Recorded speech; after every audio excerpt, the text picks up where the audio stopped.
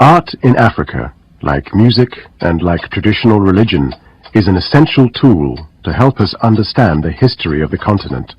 From rock paintings to wood sculptures, from terracotta pots to bronze masks, all give us a unique insight into the past.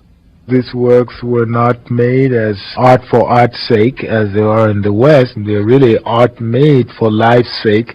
They played a very important role in the lives of the people who made them. They were not meant for museums. They were handled, they were fondled, they were part of the entire society.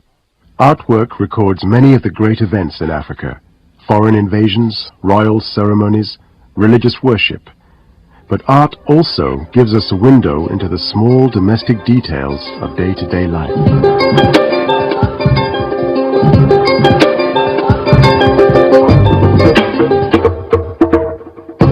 The Story of Africa, History from an African Perspective. Part 12, The Art of Ife and Benin, presented by Hugh Kwashi.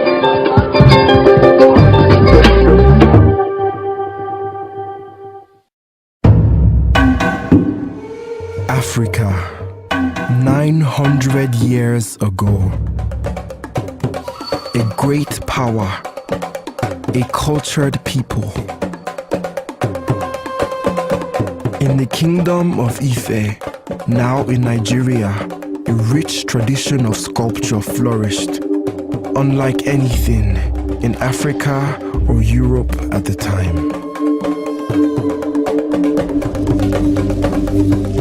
These are works of technical sophistication,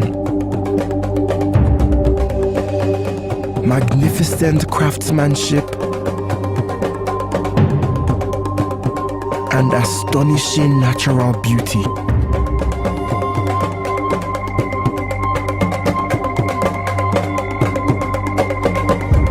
Come to the British Museum and connect with the humanity, the mystery, and the art of Ife.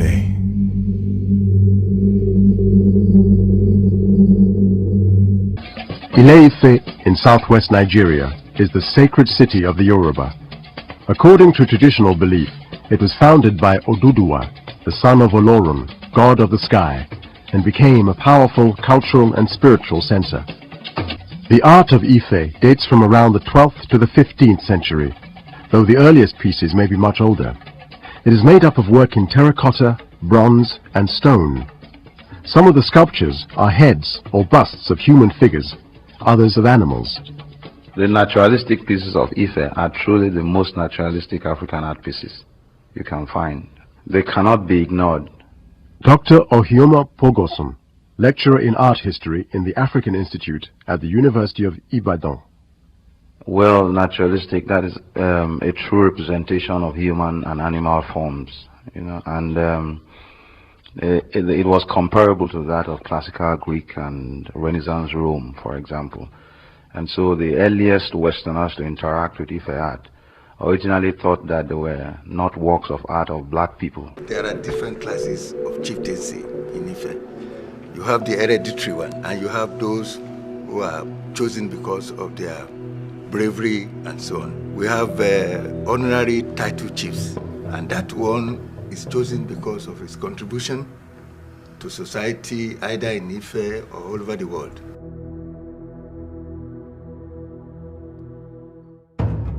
The way these objects are now being showcased is going to rekindle our belief, that if an object has been existing, or we find an object 11th century, 12th century, how did they get there? These are the questions we should now be asking. Who were the people there? And with this exhibition, it's going to bring out more curiosity. People want to find out what is actually happening. This astonishing sculpture in gleaming copper represents one of the rulers, or Oni, of the Kingdom of Ife in western Nigeria 7 or 8 centuries ago.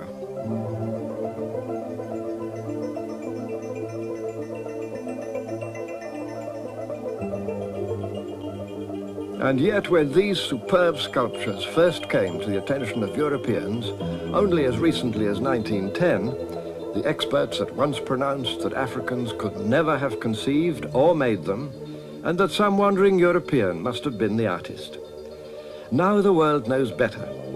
The truth is that these are portraits of African kings made by African artists for use in royal ceremonial.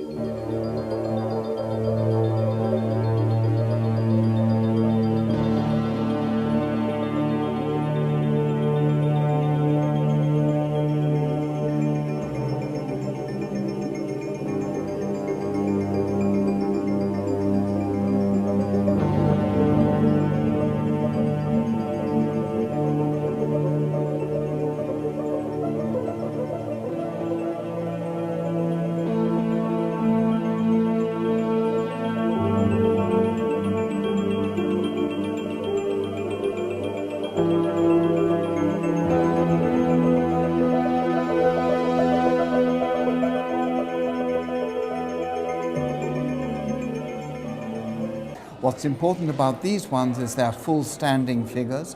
They show the Oni, or the king of Ife, at the moment of coronation. So he's wearing a crown, he's holding a horn with medicine in his hand, and he has a staff in the other hand, and he has this regalia of red parrot feathers on his chest. It's beautiful. Why are these images so important? They're so important because they're equivalent to the medieval sculptures in cathedrals today. So if you look for the image of Henry VII or of Richard II, these are the same date, and yet they have much more detail, they have much more humanity, and they have much more individuality than the sculptures being done in Gothic and early modern Britain. Absolutely, absolutely. The head of Ife is 3/4 life-size and named after the town of Ile-Ife in Nigeria, where it was dug up nearly 70 years ago. It's hollow and made of leaded brass about 1 centimeter thick. The head wears a crown that was originally painted red. Over the centuries, the once shining brass face has taken on a natural green patina. The head of Ife is thought to be as much as 800 years old.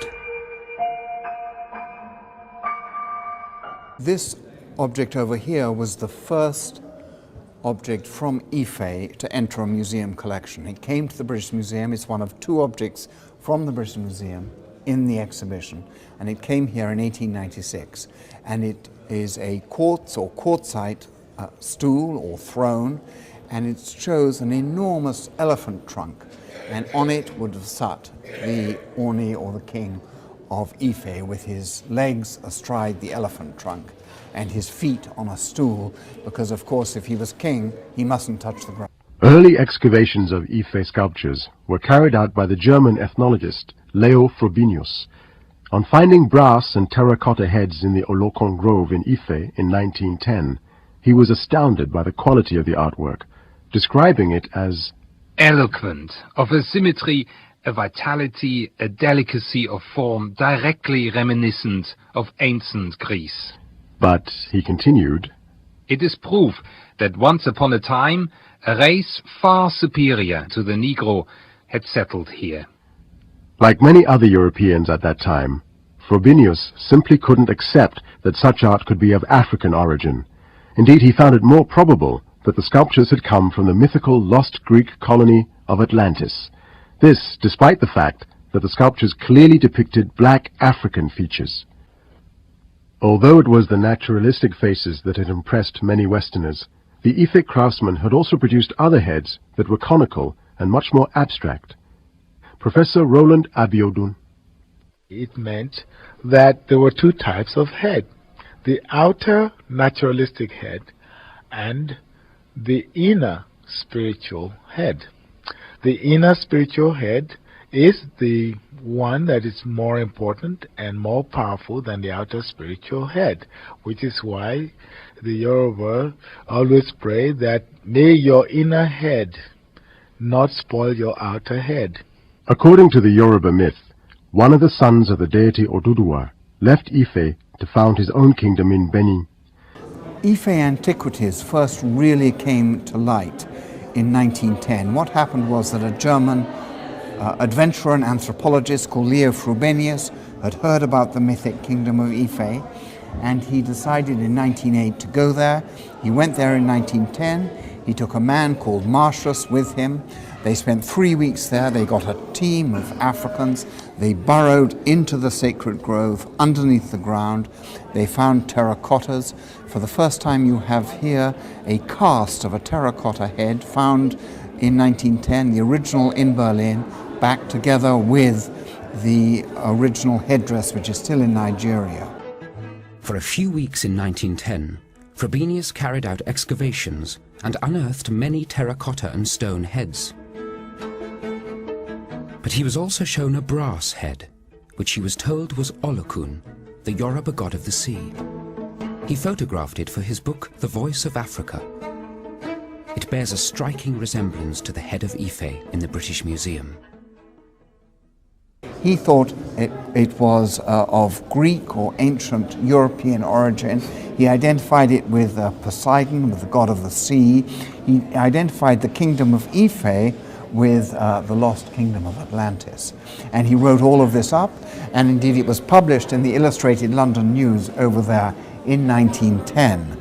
What happened in order to disprove all of this was over there where those people are two small brasses excavated in 1939 by Thurston Shaw, Igbo Ukwe brasses. One is of an elephant head, and those are about 1,000 years old.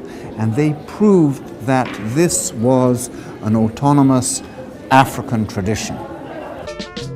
Ibuku, a town in the southeastern Nigerian state of Anambra, is notable for 3 archaeological sites where bronze artifacts from a highly sophisticated bronze metal working culture dating back to the 9th and 10th centuries was found during excavations. These artifacts are believed to have existed long before other known bronze artifacts such as Ife bronze in Osun State and Benin bronze in Edo State. The art of Africa finds expression in such diverse activities as weaving, basketry, beadwork and jewelry. But it is in sculpture that the continent is often viewed as having excelled. And it is from Nigeria that some of the most extraordinary artwork has emerged. Around 900 BC, there appeared a form of pottery named after Nok, the village where the first discoveries were made, midway between modern-day Abuja and Jos. Faces and heads carved in terracotta or baked clay are extraordinary in their detail and delicacy. We know little about the Nok people or how their society was organized, so this artwork is a tantalizing glimpse into their history. Nok culture here was beginning to build full-size figures. It was able to tell us exactly what people look like, what warriors look like, what headdresses they wore, what coiffure the women wore. It's clear this culture, which flourished until about 200 AD, was artistically and technologically sophisticated. The sight of the brass Olokun head threw Leo Frobenius into a state of utter confusion. He simply couldn't believe that the people of Ife had ever been capable of making such a sophisticated object. Closer to me is the cast of the head which Leo Frobenius was shown in 1910, which is called the Olokun head. And the second is the original head, which is in the British Museum. As you can see, both heads are done according to the same aesthetic traditions. The treatment of the face, the nose, the lips are made in the same way. The treatment of the ethnic marks are the same also on the face. They indicate the same tradition of producing brass heads. In January 1938, a man started digging the foundations for a new house in this compound, not far from the royal palace of the king, or Oni of Ife. As the work progressed on this site, a total of 18 sculptures were unearthed. Many were lying just a few feet below the surface, and one of them was the head now in the British Museum. Well, you can really say that the Ife metal heads were discovered twice. They were discovered for the first time by Frobenius in 1910. That was somehow forgotten, and then they were rediscovered again in the late 1930s. This sensational and unexpected new find was reported with great enthusiasm by an American anthropologist, William Bascom, for the Illustrated London News. Such was the high quality of the work that he likened the unknown people who made them to the great Italian Renaissance sculptor, Donatello. He wrote, "Little that Italy, Greece, or Egypt ever produced could be finer, and the appeal of their beauty is immediate and universal."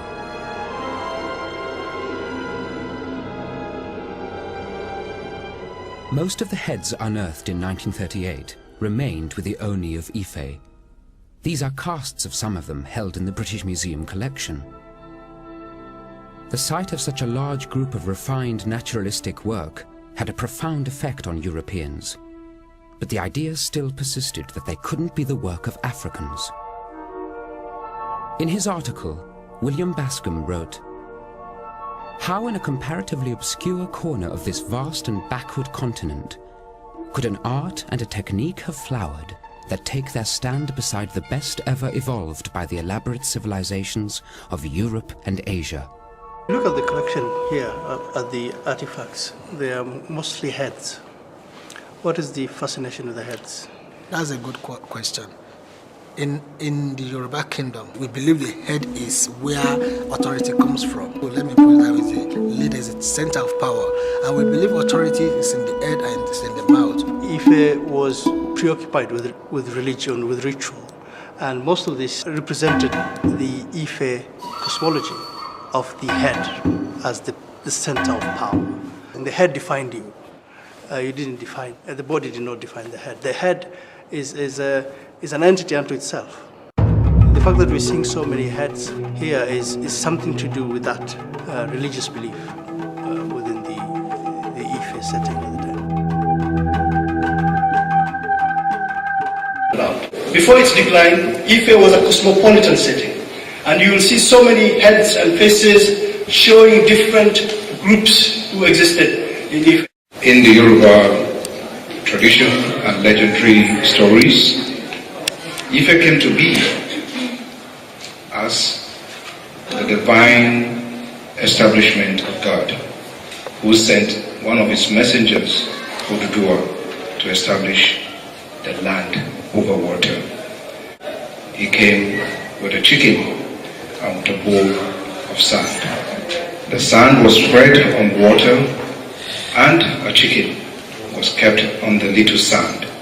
And as the chicken scatters the sand, land emerged from the water, and that is what is called Ile Ife. There's a particular story associated with this terracotta head. It's said to represent Lajua, a chief attendant to the Oni, Aurukulukin.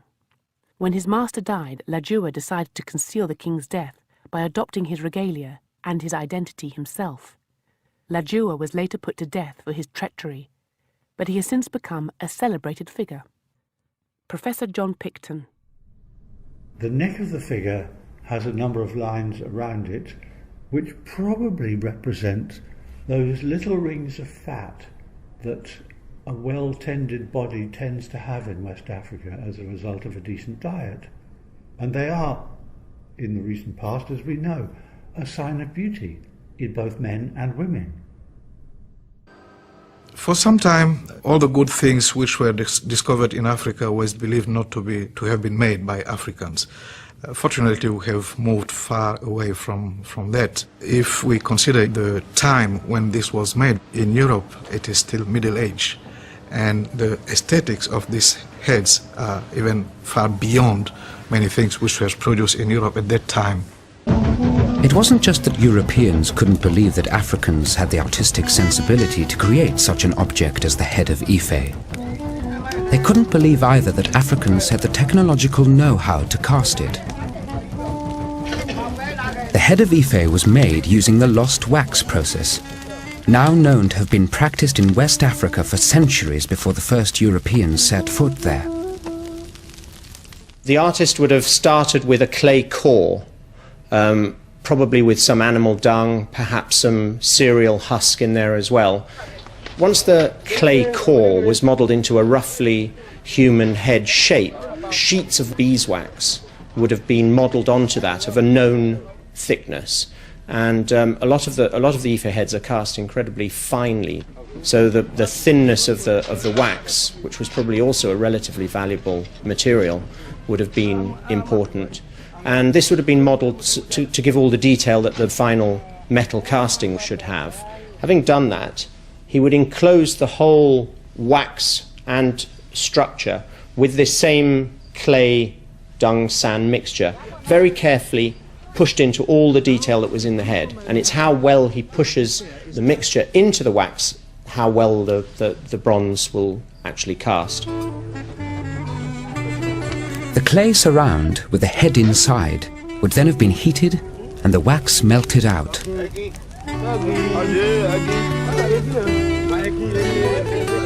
In the traditional lost wax process, molten metal is then poured into the space that's been left.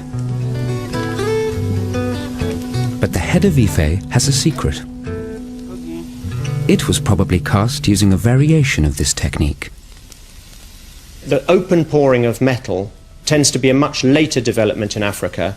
The early West African tradition seems to all have been the enclosed crucible. So what the Ife artist would have done is he would have attached these casting channels, rods of wax, and they would have come to a cup at the top.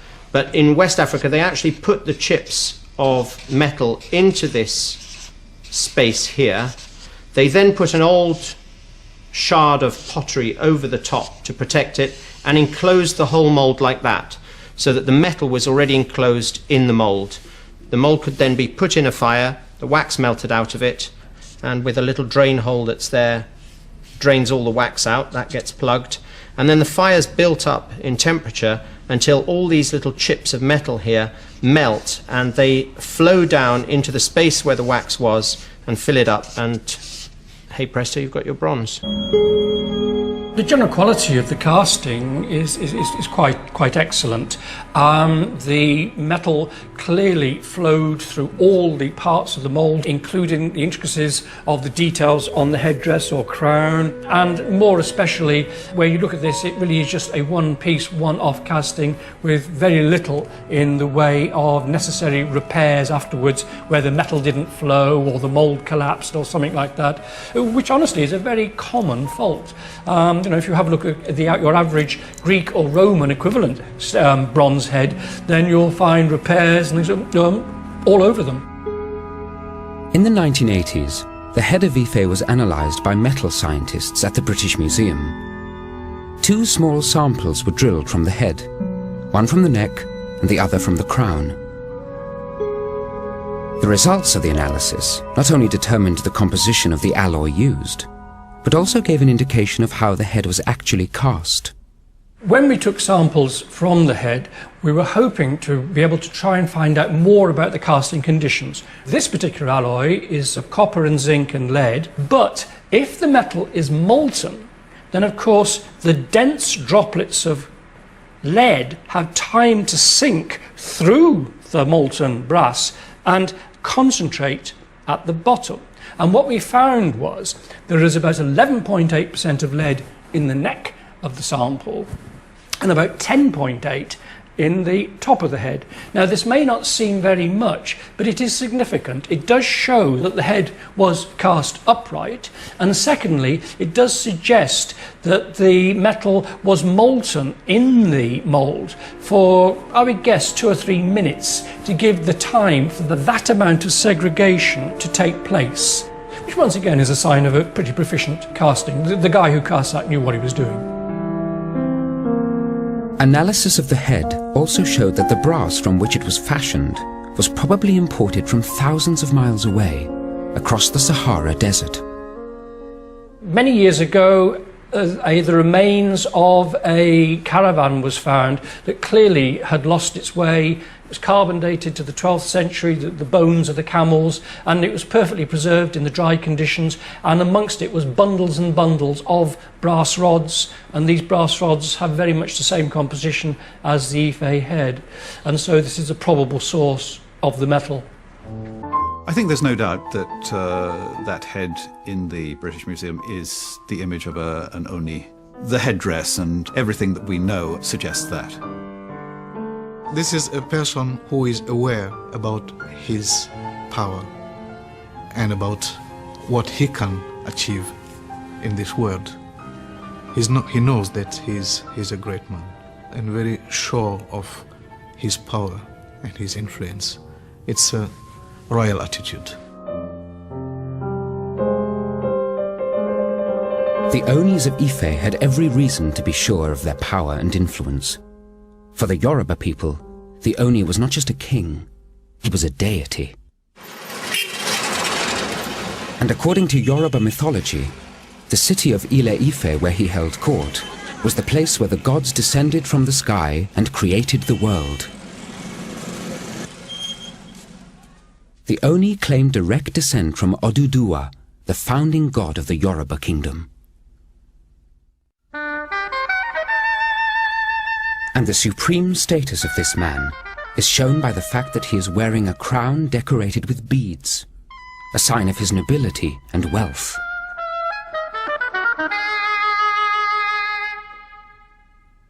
The beads in the crown mean that this was a very high personality. The crown was certainly a composite structure. It is possible that the base was cotton woven cap, maybe in the style of what we see now. We have some photographs of that as well. And if you look at the top of the crown, you can see these elements which are beads. The beads were produced in Ile-Ife for a long period before the European came, and we know that they were making red tubular beads. And probably in the British Museum head, what you can find here, this painted in red, suggests the red tubular beads. The huge significance of beads in Ife society can be seen in another brass sculpture dug up at the same time as the head of Ife. It shows a half figure, again interpreted as an Oni. He not only wears a beaded crown, but he's bedecked in intricate beaded regalia. In 1948, the sculptures unearthed 10 years earlier were reunited and put on display at the British Museum. South from Ife and near the coast, there flourished the ancient city and empire of Benin. This old print, following a Dutchman's visit in about 1620, shows the King of Benin riding out to receive the plaudits of his people. The first Portuguese visitors had brought back many stories of the Oba's military might, and thought him so powerful that they took back an ambassador to Lisbon to be received by the King of Portugal. The Oba was a human god, so sacred that no commoner could look in his face. On the few occasions he left his palace, he was preceded by musicians and leopards, the symbols of his power. He owned dwarfs, just as European kings did at that time. I'll travel to modern-day Nigeria, where the Kingdom of Benin reached its height in the 16th century. The center of power of the Kingdom of Benin was Benin City. Today it's one of Nigeria's thriving cities, home to over 1 million Africans. The main circle in the center is dotted with statues, public art depicting Benin's history. For 600 years, until the late 19th century, it dominated this part of West Africa. But the kingdom's former scale and power are not immediately obvious, unless you know where to look. Dr. Ekagusa Isian, author of several books on Benin's history, is taking me to see a 500-year-old feat of engineering. At the kingdom's height in the 16th century, a series of moats and earthen walls protected the city and its surrounding land. It was a defensive system that consisted of a ditch and then a rampart. What little survives is overgrown and barely recognizable. But archaeologists have found evidence of a vast network of trenches and walls, up to 9 meters high. They zigzagged around the city area for an incredible 4,000 miles. Benin really was the capital of this part of Africa. That is the eastern part of the west coast of Africa. Benin was the principal town. It was an important center of the culture of this part of Africa. It was an important center of the political reach along this huge area of the eastern portion of the west coast of Africa. The kingdom was governed from a vast palace by a hereditary ruler, the Oba. And his subjects were animists, believers in the idea that souls and spirits existed not only in humans, but in animals, plants, and the earth itself. At its height, it exerted political, military, and economic control over an area stretching almost 40,000 square miles.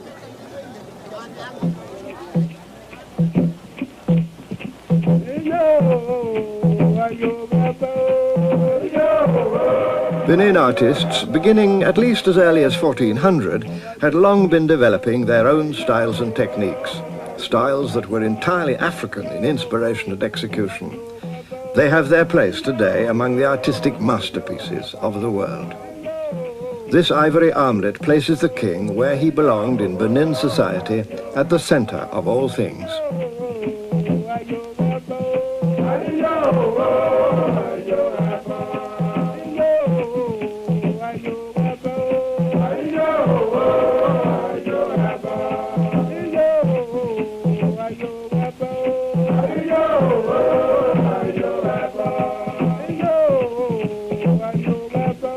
Plaques in brass, which once adorned the walls of the Oba's palace, reinforce the power and mystery of the king.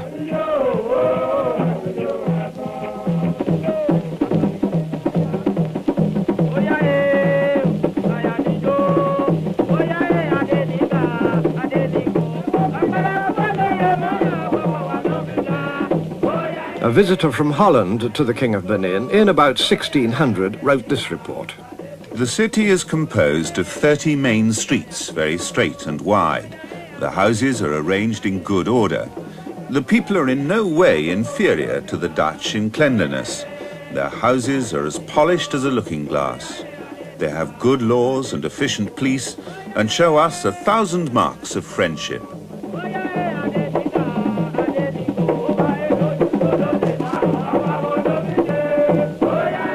The Oba, king of men, could handle leopards, the kings of the forest, like toys. From his waist sprang mudfish, symbols of power over sea and river, whose guardian was Olokun, archangel of the waters.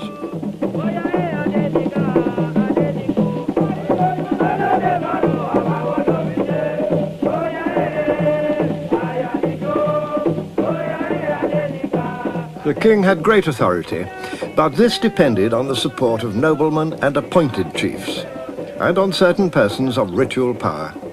Among these were the Queen Mothers of Benin, one of whom is shown in this memorable head, sculpted in about 1550.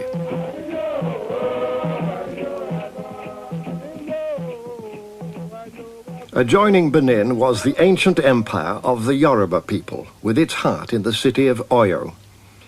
The Yoruba developed great military strength based on cavalry.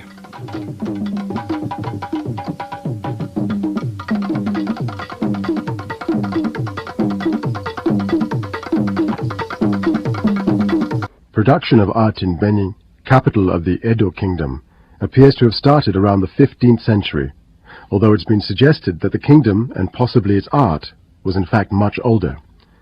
Most of the work is in bronze, though ivory, terracotta and wood were also used. The sculptures are often termed court art, commissioned by and produced for the Obas or kings. Throughout its history, the African continent has produced distinctive art forms, from the rock art of the San of the Kalahari and the Saharan Berbers, the throwing knives of the Congo, the wooden stools of the Ashanti, the masks of the Dogon. hugely diverse and highly sophisticated art forms which have evolved over thousands of years.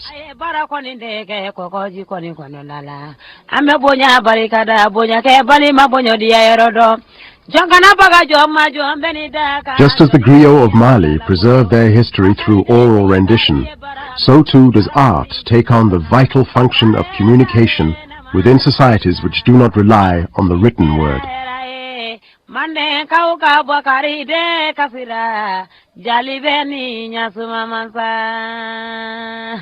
Dr. Omotoshu Eluyemi is the Director of National Museums and Monuments in Nigeria. It's our own form of history book. Even in those days, when writing was not known in Yoruba land, our artworks go to tell people of what stage of history we are, how history is written, how history is being documented. The Oba was responsible for maintaining the guilds of bronzesmiths, woodcarvers and beadworkers. He commissioned the artwork, which is for the glorification of the kings and the veneration of royal ancestors. The Benin craftsmen did not limit themselves to sculpting busts and faces. They also designed intricate plaques, which recorded the day-to-day activities of the court and kingdom.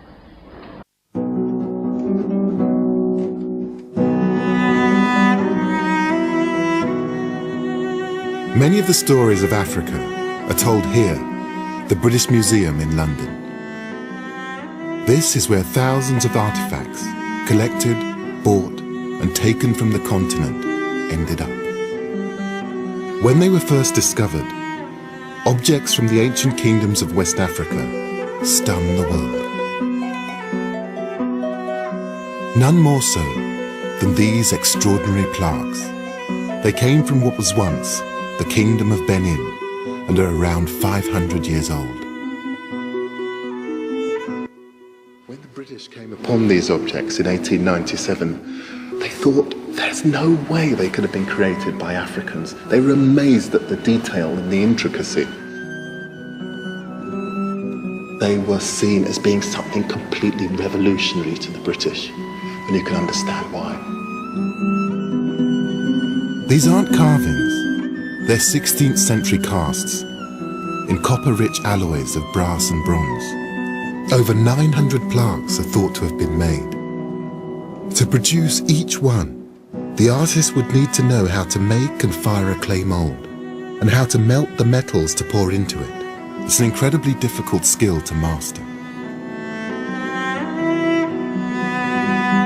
The combination of relatively sophisticated science and artistic accomplishment baffled most European 19th century observers.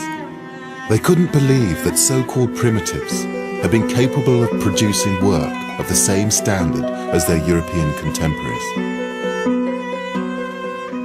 These amazing objects just didn't match the Europeans' view of West Africans. Those bronzes were not made for museum pieces. Initially, in the absence of photography and writing, they were made to depict, illustrate events in the palace or in the community or some festivals. That's why you see them. They were made as, in the absence of photography. That's what they were meant for initially. Ces plaques en bronze, elles sont tout à fait étonnantes à différents niveaux, parce que d'abord, ce sont des formes d'œuvres qui sont tout à fait uniques en Afrique, où on ne pratique pas ce genre de bas-relief.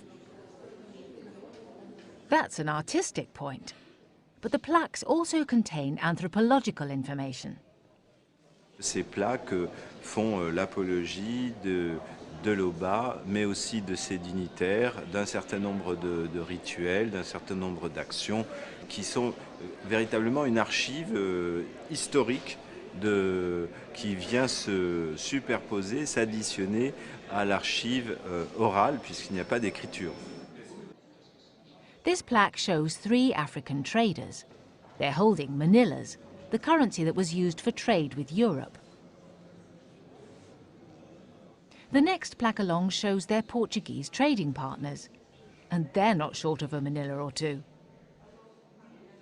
This salt cellar is presented as an object to be admired, not just explained. It's been given an aesthetic value that reaches beyond its historical context. This leopard can be seen as a piece of art, but originally it was used for carrying water. Seeing it purely as a sculpture could strip it of its meaning within the culture where it was created. Many French still assume that they have this vision of African cultures as essentially tribal, relatively unhierarchical, relatively without centralized power and so forth. Showing Benin is a good way also of rectifying or correcting this skewed view of African cultures in the French public. These bronze pieces, and some 2,000 others like them, arrived in Europe in 1897, and they created a sensation. For they were so accomplished and so unlike the wooden masks and fetishes that explorers had brought back from Africa before them, that many people said that they could not be purely African in origin. And today, the treasure of Benin is dispersed among museums and collections all over the world, in Britain and America, Germany, Russia, Switzerland, Sweden, France, and Australia. The second biggest collection is now back in Nigeria, but none of the objects have returned to the place from which they were taken, the palace of the Oba of Benin. The plaques, about 1,000 of them, were found by the punitive expedition stacked in a storeroom. Apparently they had been taken down some 200 years before. Once they had covered the pillars of the palace, and together they give a detailed picture of the Benin court at the height of its glory and power.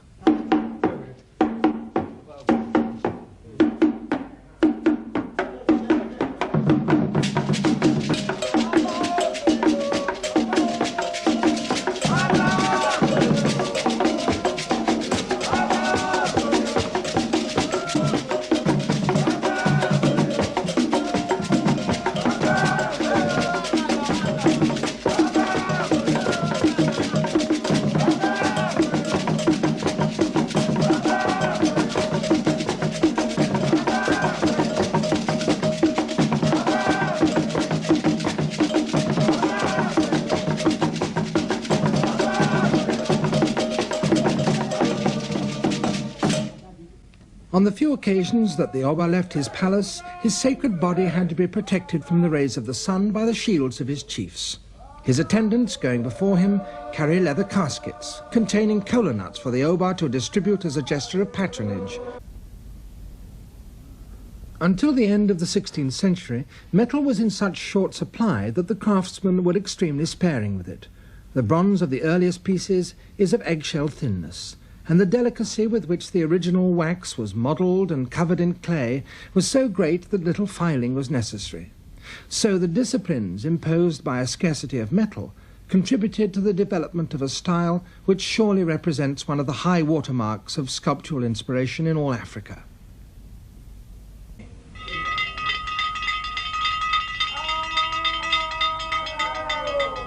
One of the most technically accomplished of all the plaques, a masterpiece of bronze caster's art in high relief. It shows the Oba fulfilling his sacred duties by sacrificing a cow.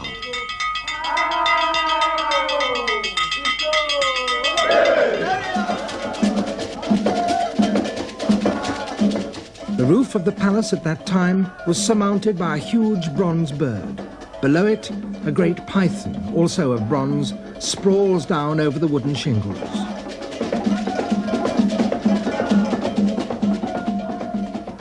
The pillars supporting the roof were covered with plaques, and the entrance to the palace was permanently guarded by warriors. One Oba was said to be able to raise an army of 100,000 men within 24 hours.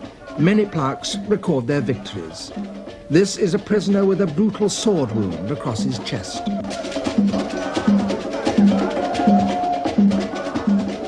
The scars on this man's face show him to be an Igbo from one of the tribes to the east of Benin with whom the Bini had many wars. Reminders of the quality craftsmanship once commissioned by the king now lie in Benin's City Museum. These are, sadly, mostly replicas of bronzes that were taken from here in 1897. But even so, I'm struck once again by the intricacy of these objects. It It's always the detail that shocks me when I look at these Benin plaques. I mean, the whole thing is very much like a historical document as much as a piece of art. I mean, this is depicting very particular people, and you can imagine them in all of their finery, because you can see it actually depicted here, the detail of the textiles, the layered textiles that they're wearing. Many bronzes depict 16th century obas, and they are records of specific events, such as military victories which expanded the kingdom. This, for me, will be Oba Essegie returning from fighting the Agala triumphant with his retinue. Oba Essegie bolstered the kingdom with the help of the Portuguese, who provided weapons and mercenaries for battles. Many of the plaques were made during his reign. The Portuguese also brought the metal, which enabled the bronze casters to immortalize his exploits. But this craft predates the arrival of the Portuguese, so there must have been another source of copper for the bronzesmiths. When this plaque was made, the Portuguese had been in touch with the kingdom for something like a century, and they too appear on the plaques. They're shown with such accuracy that it's possible to date them from the details of their clothing. This man must have been in Benin in the early 16th century. He's armed with an elegant sword, but the Portuguese had more advanced and effective weapons than that. They brought cannons and muskets, the first guns that the Bini had seen, and they had crossbows. The Oba persuaded them to join his army, and with them on his side he became one of the most powerful rulers in West Africa, conquering an empire that stretched for 200 miles along the coast from the frontier of present-day Dahomey to the banks of the Niger River.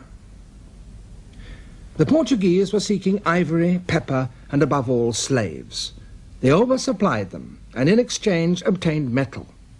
One of the attendants waiting on this chief carries what was to become the standard currency on the coast, a European-made ingot of bronze, a manila.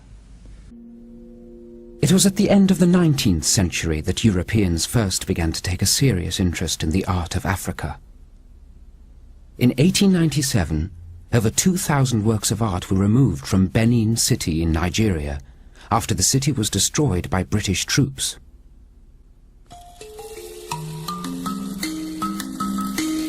The Benin bronzes stunned Europeans who saw them.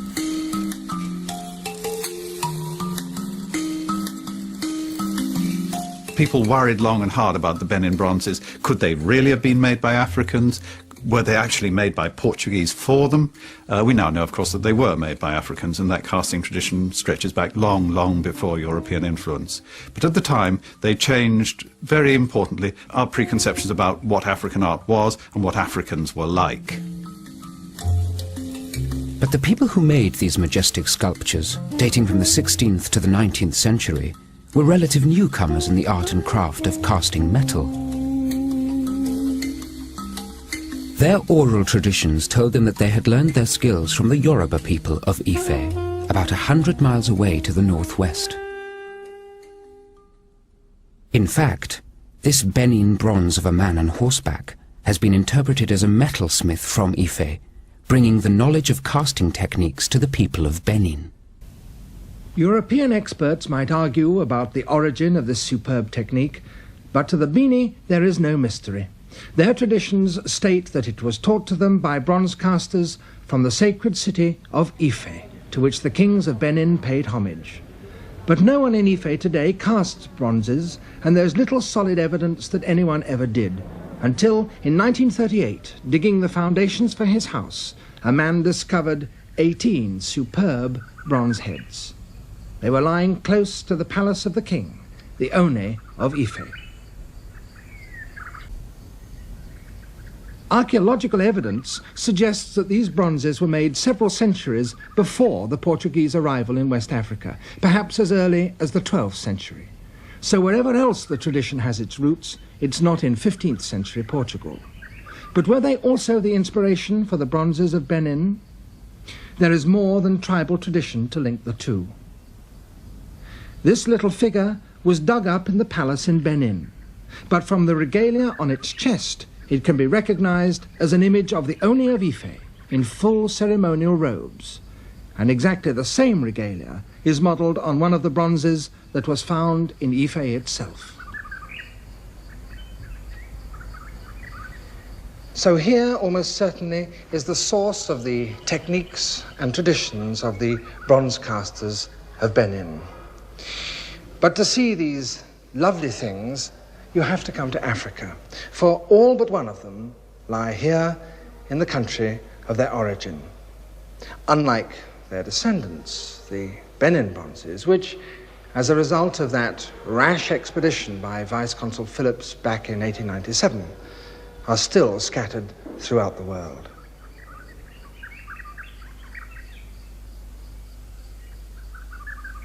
Some of the plaques show chiefs, like the one on the upper left. These are all items from our collection here that will be in our exhibition. Others were worn by chiefs, such as that bronze cuff on the upper right, or the hip pendant there at the lower right. Others were carried, like the bird you see at the lower left, in ceremonies by chiefs. And some were personal items, like that wooden box at the bottom. That actually is meant to hold kola nuts, and the chiefs present them to visitors to their homes as an act of hospitality, and have a number of varied forms that these take. This is a mudfish, a very popular motif in Benin. It's a kind of, it's a sort of a variation of a catfish that can move on both land and water, and is seen as an apt reminder of people that can move from the supernatural world to the world of the living. In both past and present, the palace has been a real center of activities for Benin. There at the left, a 16th century plaque that shows a number of courtiers in front of one of the shrine areas. You can see the shingled roof and the tower with the snake coming down. It was destroyed in 1897 and rebuilt 17 years later. It's had several additions since then, but it is still primarily an earthen building. Many of the chiefs and inhabitants of Benin, in fact, have suggested that a new building be built for the Oba, for the king. But he himself wants this kept as it is because he feels a tie with the past in it. On the left is a plaque not from our collection, but showing a chief from a 16th century work holding a ceremonial sword, and you can see he has a feather coming from the left-hand side of a beaded headband that he wears. He has a very high beaded collar that's covering his chin, and he has a strand of beads running from one shoulder to another.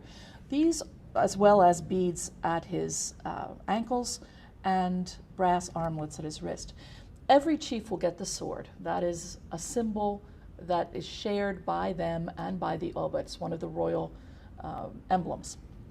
But the other elements are not shared by everyone. That high collar, for instance. You can see at the upper right a chief wearing the high collar as well as the headband and feather. But the lower photo shows a half collar, a much shorter one. So everyone can see at a glance whether you're entitled to either one, because not all chiefs get to wear the collar at all. So are you a half collar chief or a full collar chief? Some of the costumes that are still worn today actually have origins that go back 500 years. 16th century plaque from the British Museum shows chiefs, as you can see, in a kind of scalloped attire.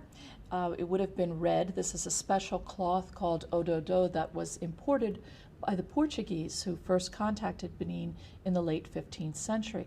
Their high hats with brass ornaments also still worn, and you can see them with that eben. That sword is the symbol par excellence for the chiefs. And we have the highest ranking chiefs only are allowed to wear that kind of attire.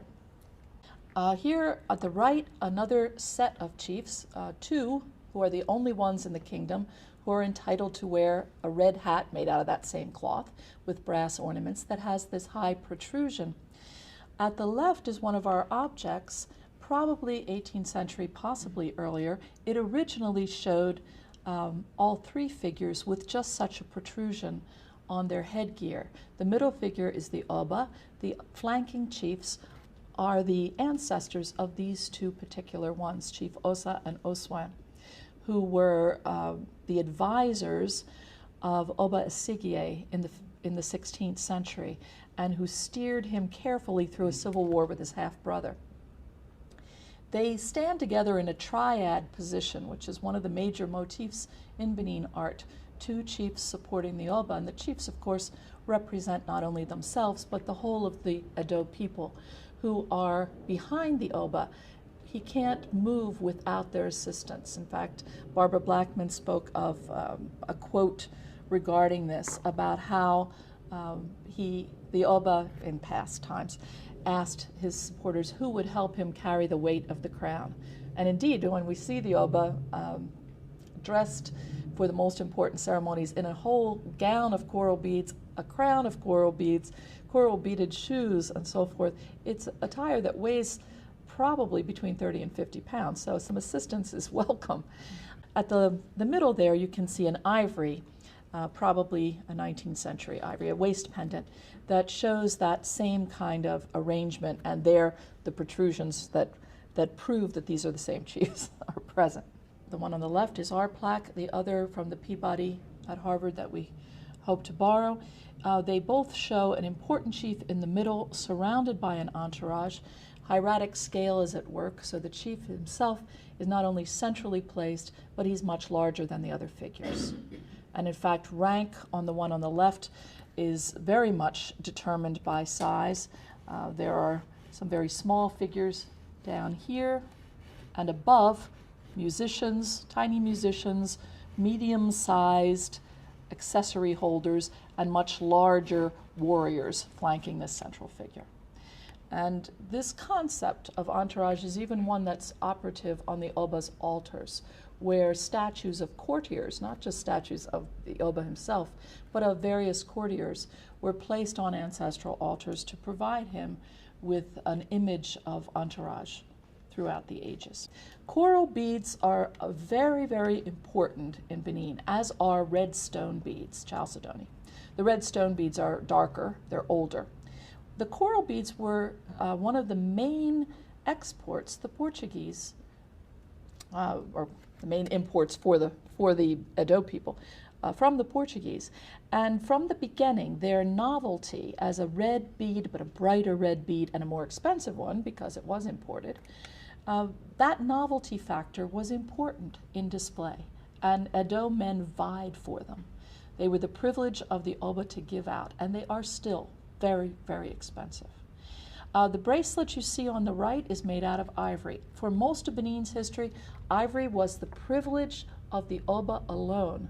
But there was a point in the 17th and 18th century where there was so much of it available, and some of the Obas were not so strong, that certain of the big chiefs had ivory bracelets. And so we're seeing one of those here. This particular one is showing the figure from an earlier era. It's an 18th century bracelet, but it shows a 16th century Portuguese figure, and he's actually holding bunches of beads in his hand. This is another of our plaques. You might see that the chest of this particular individual looks rather oddly swollen at the top. He represents a particular kind of courtier called an Ootun, and these individuals had chests that bulged because under their gown they kept a particular object. What was it? Well, this group, when the Agaivo Nore die, there are certain operations that were formerly, and whether they are still done, it's not the kind of thing one can delicately ask. I'm not an anthropologist, so I'm an art historian. But when Agaivo Nore members died in the past, their lower jaw was taken from the body, and when it was bone alone, it was given to these men to wear under their clothing when they were in royal processions, to remind the Agaivo Nore members who were living that the part of them that argued with the Oba was now the Oba's property. This is a bronze staff, a rattle staff, of a type that's normally made of wood and normally placed on ancestral altars, everyone's ancestral altars. Only the Oba has certain types of imagery, and only the Oba ever has bronze or ivory examples, although most of his examples are wood too. You can see at the top is the figure of an Oba standing on top of an elephant. And this particular work has been researched by Paula Ben Amos, by Susan Vogel, and others, and it is a reference to an Oba in the 18th century whose father had been troubled by a rebellious member of that class of chiefs. And the chief had caused a civil war that continued into the son's reign. Finally, that chief, that rebel, his back was broken, so to speak, and he was represented by the elephant. So seeing the Oba here standing on the elephant is a reference to that victory, and it was a very critical victory. It's one that is referred to in other artworks. This is a Berlin altarpiece. You can see that the Oba in this work is holding that very staff. And it is the very staff because it has one elephant here and another below. Now, you can't see the second one on this example, but it's referred to again in an artwork as an example of conquest and victory in a period where the Obas were just re-seizing power after the 17th century when it had been diminished quite a bit. That kind of history of struggles of various kinds is repeated over and over again, struggles with high-ranking chiefs. If you read recorded oral histories or listen to them. Here, one of our pieces, we have a wooden version of this same Uhore, where the Oba stands atop the elephant. It is a very unusual motif, and in fact, we have not only this example, but a very rare example that shows a highly stylized elephant by itself without any figure atop. You also talk about, the Benin Kingdom having changed very little. Is there a particular pride that must be there in the area because of that? Yes, Benin is known all over the world as the strongest traditional people. They are still very traditional. They keep all their laws. All the things that went back in 14th, 13th centuries, they are still in place. I'd just like to say that, in Nigeria, during the period she was talking about, there were, Nigeria was divided into various regions. You had the Sokoto Caliphate, the northern part of Nigeria, which is predominantly Hausas and Nupes. And you had, in the west, you had the Yorubas, the Oyo Kingdom, which was a very powerful and strong kingdom in the west at that time. The Benin Kingdom was in the Midwestern region. The person who founded the Warren Kingdom was, a prince, from the Benin Kingdom that moved away during the period that there were intertribal and civil wars within that kingdom. He moved away, for his safety, and his followers moved with him, traveled along the coastal region and settled in the present-day Warri area, and he founded that Benin. So there were different kingdoms at that time.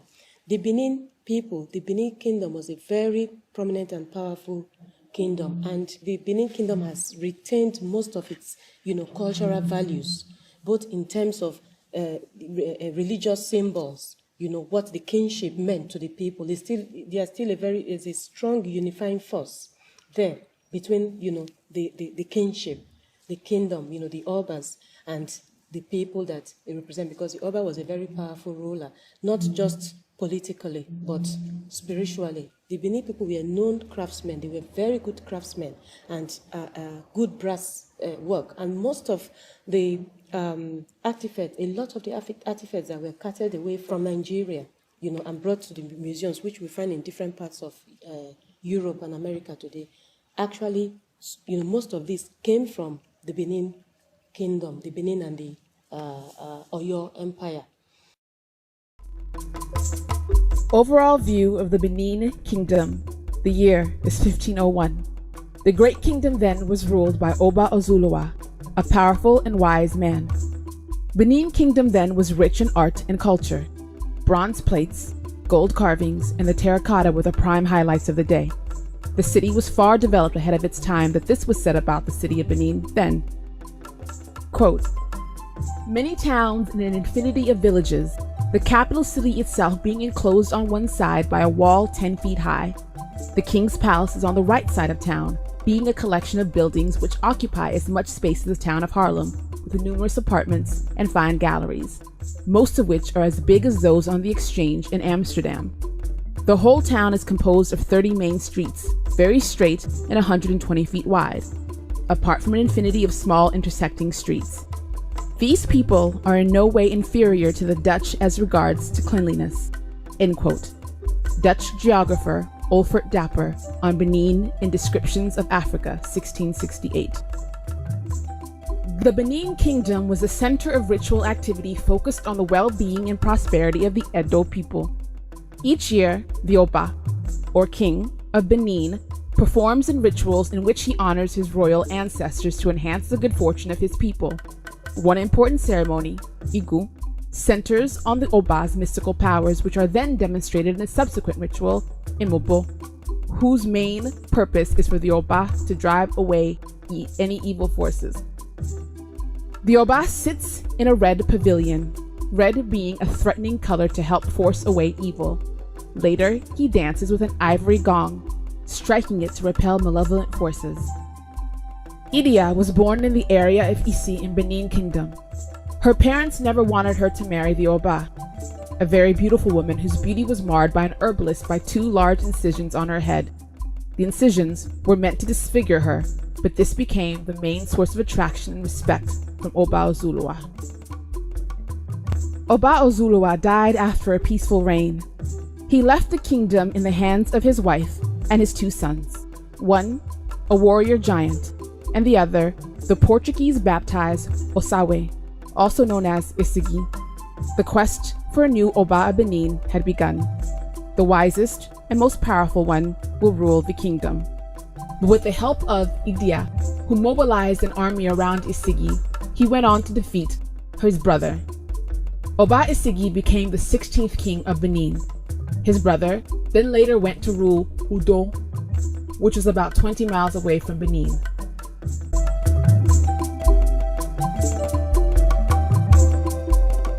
In 40 BC, a man named Era was chosen amongst 4 elders. It was these people that came to be known as kingmakers in later days. The Ero family is one of the largest corporate families in Benin Kingdom. The family has been known as the defender of the kingship.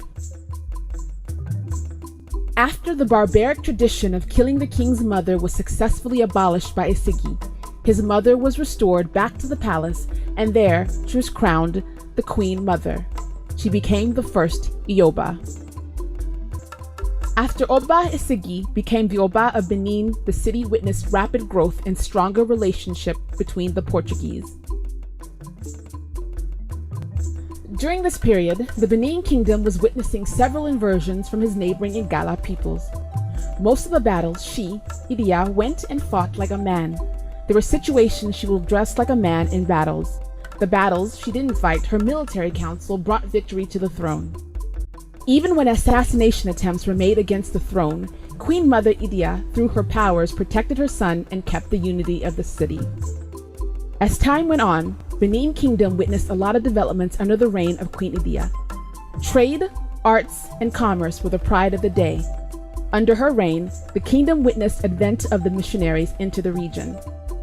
It was said she ruled and established a royal court that will go on par with that of Queen Elizabeth I and that of Queen Candace of Ethiopia, who reigned at the time of Christ, such grace and style with one woman. Apart from her military strength and her ability to make the land prosper through different sources of commercial activities, she was also seen as a spiritual figure during festivals held in the kingdom. Idia's social and cultural accomplishments, such as her invention of the Akasa dance for royal funerals and the creation of the parrot's beak or Ioba's cap, have been recorded in numerous writings. A great woman of power, she was known to have possessed great physical and spiritual strength. Hence, she was the only one that could wield the double-edged sword that could both recreate or wreak havoc. According to the royal bards, on her head was a distinctive coral war crown peculiar to her alone. resting on her forehead, was a charm with 4 cowries that ensured any oncoming stone or missile will not blind her. On the back of her head was the charm known as a boomerang. On her neck was a precaution rope with 4 leopard teeth tied to it. The rope reminded her to be careful and to avoid danger. On her chest was a day belt, designed to ensure that whatever the nature of the problem, dawn will always come. Hidden under it was the belt of dumbbells used to hypnotize and frighten her enemies.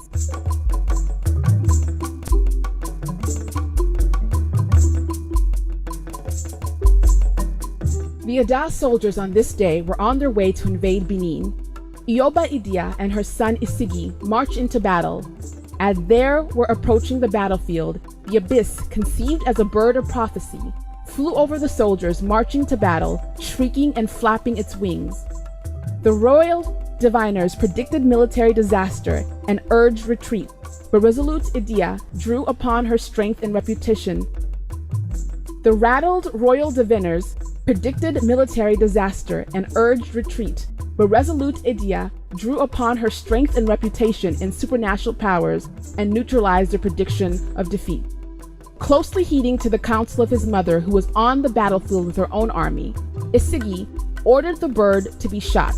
Fortified by her powerful presence and at her urging, Isigi rallied his dispirited soldiers to a victorious battle.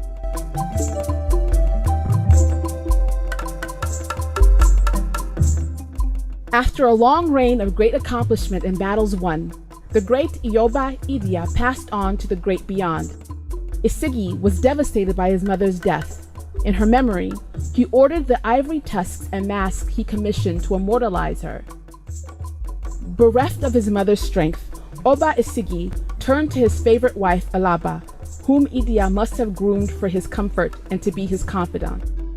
The death of Idia paved the way for Alaba to become the next dominant female in the region. She accompanied Isigi to many battles, and whatever crisis he faced, she faced with him.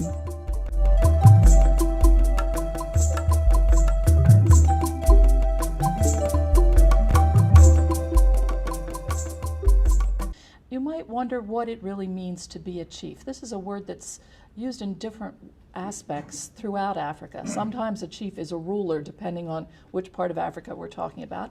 At other times, he is a titled person who has no governmental capability and never did. And in a case like Benin, he is really at the service and assistance of the king. So the chiefs have varied duties, as we'll see, but they work for the king. They are his representatives, they are his workers, they are his counselors, depending on which kind of title they hold. Benin has different kinds of chiefs. Some birth orders stick you with a chieftaincy. That is, if you have a certain type of title, you will be a chief if you are the oldest son, no matter what. But actually, those titles are in the minority. Most titles are awarded. So we have past and present here. On the right, one of the current chiefs with a hairstyle that is exclusive to them, as long as they still have hair. And on the left, on one of our tusks, a chief in very high status attire indeed. All chiefs are not equal, however. Just because you're a chief does not mean you're wealthy. And it doesn't mean that you are particularly well known or, well, you are considered to be more important than a commoner, but there are vast differences, as you can see in the interior of these two chiefs' homes. These are photographs taken in the same year. On the left, we have a chief who has actually an altar with objects that many collectors would find to be, to prove his wealth to the extreme. On the right, one of the most, one of the wealthiest men in Benin. The chiefs are divided into a couple of different categories, and these categories prescribe what they do, but also something of the influence that they have. There are over 300 chiefs working for the Oba today. And Benin is not a huge polity. I mean, there are just over 1 million Edo in the core Benin Kingdom, not counting the northern Edo and some of the associated groups. Let's just take a quick look at the differences between or amongst these groups. The Uzama, there are only 7. They are the descendants of a group of men who assisted the first dynasty before the 14th century. They have hereditary titles, they have their own neighborhoods in the city, and some of them have markets named after them or special privileges that their ancestors inherited. Privileges of jurisdiction, of dress, of owning objects that no one but the Oba can own normally. They've had also a history of major conflicts with kings in the past. And this gets into some of our tensions because these are not only remembered by historians and ordinary people for that matter, but they are reenacted in some of the palace ceremonies. So major conflicts in the 16th century, in the 18th century, and their power was eroded at each point of conflict. So today, their role is mostly ceremonial. They appear, they're vital to certain celebrations at the palace because they are reenacting their historic role. The Agaivo Nore are the highest ranking group of chiefs. There are about 28 titles now. And I should say that the Oba is free at any time to invent new titles or to abandon old ones. So the numbers of titles become fluid. These men are usually self-made men and wealthy. And in the past, they were the generals. They had to have a lot of influence because there was no standing army. Each general was expected to raise his own army, so they had to be popular and have a lot of young men who flocked to them and were interested in their leadership. And of course, they were often interested in their leadership because of a series of favors that had been done for them. They act as counselors to the Oba today. They often, because of their position in business or other parts of the political and social worlds of Nigeria, know people. They're close to governors. They might be close to the head of state. They can advise the Oba on ways to interact with the rest of the country or outside the country. The royal rivals to the king, because there has been a history of struggles between certain chiefs and the Oba, usually come from this group because of the very influence that they acquire. And most of their titles are non-hereditary. Occasionally an Oba has gifted gifted one of these chiefs by allowing his title to be inherited, but it's fairly rare. The Agaivo Nogbe are the third group of chiefs. There are about 289 of them. They form the bulk of this group, and they're involved mostly with palace, daily, and ritual life. A lot of them are drawn from the guilds because Benin has a system whereby there are hereditary groups that produce objects for the Oba or do particular things for the Oba, royal guilds. And a lot of them have chiefs within their ranks, sometimes more than one, depending on the size of the guild. More of the hereditary titles are in this group than in either of the others.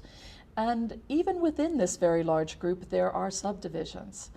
It's interesting just how much the Obas, past and present, have kept information, vital information, about how things work, ritually and otherwise, out of the hands of everyone. Bits and pieces belong to each group.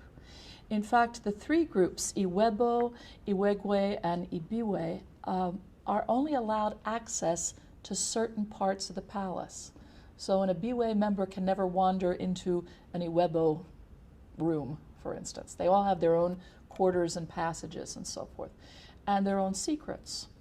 Iwebo is the most important and senior group. They're in charge of the Oba's regalia, his coral beads, his dress, his ivories, etc. They're in charge of the music that's performed at festivals. The artists and craftsmen come from this group. And formerly, they were the group in charge of foreign trade, which made them a wealthier group indeed. Iwegwe is a group that is primarily concerned with the Oba's personal well-being. They do the divination for him. They are involved with ritual purity, also physical and spiritual healing. The sword bearers, the bodyguards, and the ancestral records are cared for by this group. Ibiwe is concerned with the harem. Today the Oba has 4 wives, but in the past, if we talk about the 18th century, for instance, or previous, 400 would be more the norm, but today 4. But the Ibiwe group still is concerned with the care of the harem and with the royal children. At least 63 of the 334 titles are hereditary, but if you didn't inherit your title, as most chiefs did not, there are a lot of stages involved with becoming a chief. First of all, even getting an offer involves either the Oba deciding you deserve an honor, or more likely, you intimate that you wouldn't mind having one, which means you already have to have connections within the palace and let that word get out, that should he so honor you, you wouldn't throw it over your shoulder. The chiefs, once the Oba has decided, yes, indeed, he's going to do it, he sends a number of chiefs to your house at night. And he decides that you are worthy of the honor, and if you are smart, you will accept it. You wait a few days, and then you officially pay him a courtesy call to thank him for this gift. And you're dressed very simply at this point. You can see these 2 men in white. Only one is getting a title, the other is accompanying him. And this is done without drumming, without much fanfare. It's just a simple acceptance. You then have to pay fees to your class of chiefs, whether you're an Agaivo Nore, Agaivo Nogbe, etc., and they share out that money. That is a very important part of getting the title. And if you stick at this point, there are certain things you'll be ineligible to do until such time as you've paid. About 3 months later, at least 3 months later, the Oba will call you to come to the palace to confirm your title.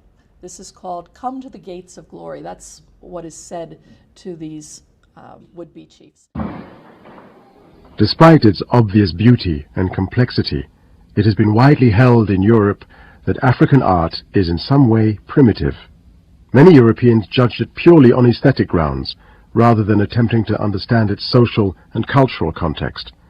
African art simply did not fit into the rigid and formal categories that dominated Western art theory. Yet, ironically, it was the profound values of African art which brought about a major change in a group of European artists at the beginning of the 20th century. Dr. Pogosun. The artists were revolting at that time.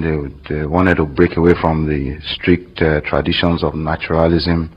The camera had come, and so they couldn't compete with it because it would give you direct images, and so there was a revolt among artists. They wanted to move on, and so people like Picasso started to break down human forms from what they were in the past, natural, into cubes, and that's how Cubism started. And so it's a motivation from the African wood sculptures. In 1907, the Spanish painter Pablo Picasso visited the Ethnographic Museum at the Palais du Trocadero in Paris, where he underwent a transforming experience. When I went to the old Trocadero, it was disgusting. The smell. I was alone. I wanted to get away, but I didn't leave. I stayed. I understood that it was very important. Something was happening to me, right? The masks weren't just like any other pieces of sculpture. Not at all.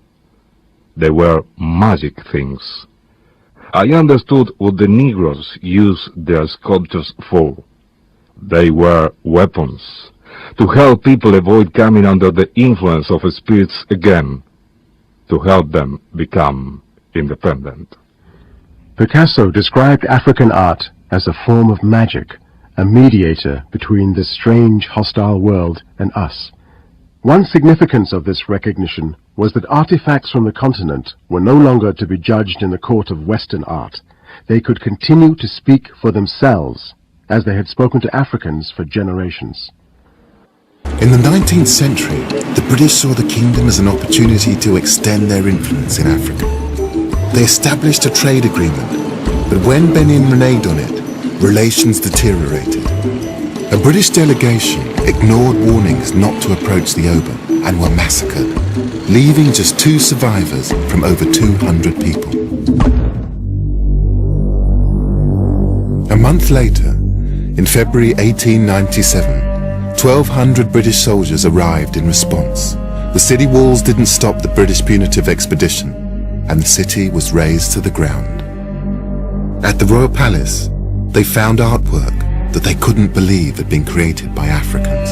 Around 2,000 pieces were taken, sold, and distributed to Western museums. The Oba was deposed and died in exile. It was a catastrophic defeat for the Kingdom of Benin.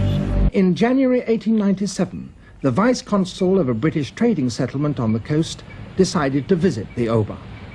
The Oba had recently accepted a trading agreement with the British, but he wasn't keeping it. No palm nuts or palm oil were coming out of his territory, so the Oba had to be reprimanded.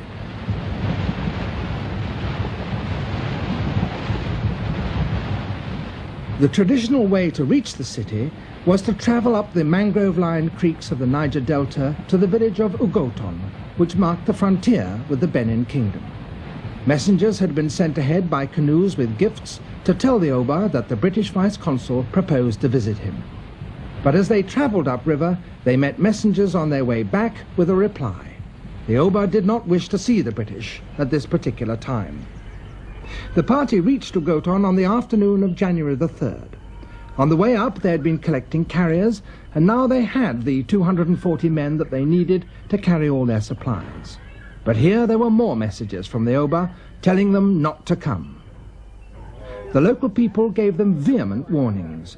It would be very unwise to go to Benin now, they said, for the Oba was celebrating Igwe.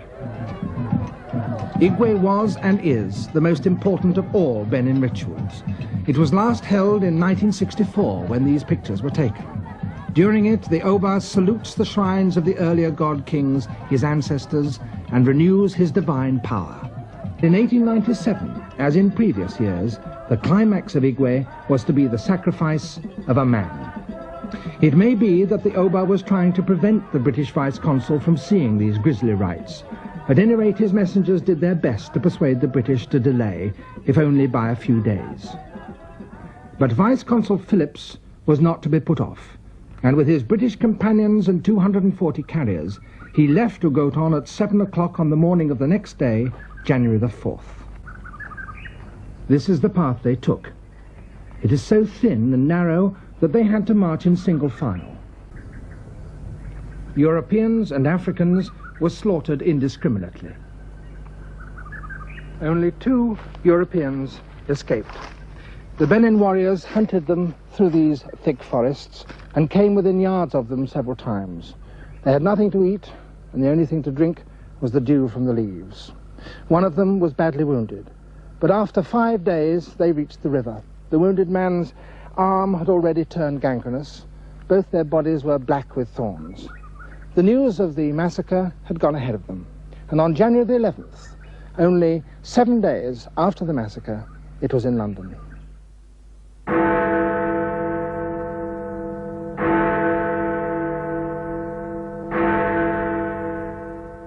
A punitive expedition had to be mounted.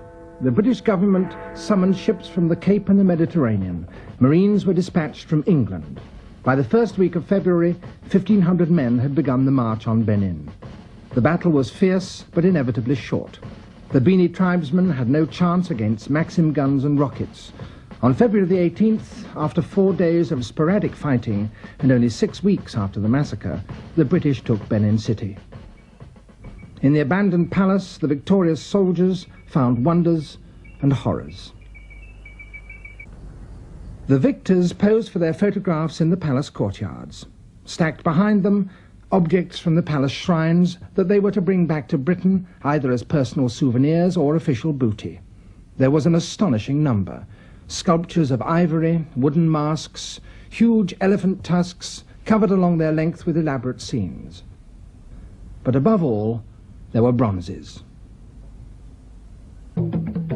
By the late 1890s, the British colonial leadership in Benin was anxious to bring the kingdom under the authority of the British Niger Coast Protectorate and increase the profits for British merchants. Acting Consul General James Phillips sent this dispatch to the British Foreign Office.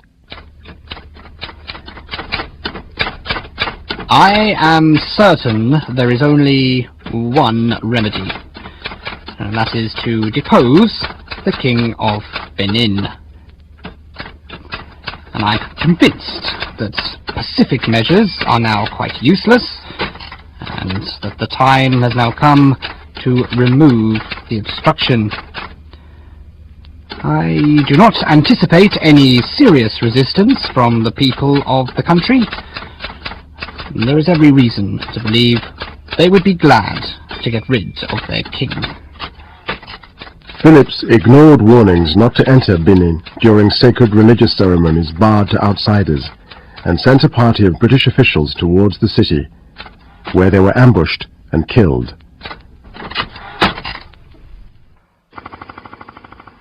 Ignoring the fact that they had violated the Oba's rituals, the British took their revenge by pounding Benin with Maxim guns, sending the Oba into exile, and looting hundreds of priceless objects. As a result of this assault on Benin's sovereignty, many such artifacts were transported to Europe and sold on the open market.